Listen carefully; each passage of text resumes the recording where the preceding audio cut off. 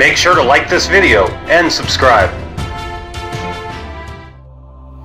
In his address to the Fourth World Meeting of Popular Movements on Saturday, Pope Francis advocated for the protests, which broke out in the wake of George Floyd's death in 2020, describing those involved in the movement as, quote, collective Samaritans. The Pope's comments came as part of a longer speech on social justice, part of which he devoted to urging all of the great pharmaceutical laboratories to open their patents as a gesture of humanity.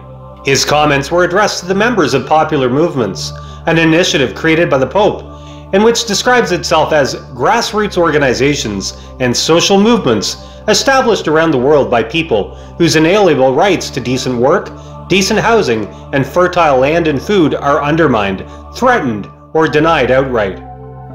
Francis addressed the members as, quote, social poets, since he said that they have the ability and the courage to create hope where there appears to be only waste and exclusion, comparing popular movements to the Great Samaritan found in the Gospel of St. Luke.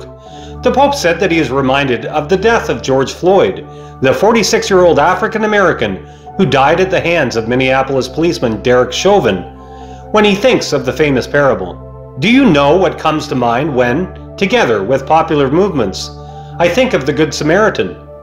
Do you know what comes to mind? The protests over the death of George Floyd, said Pope Francis.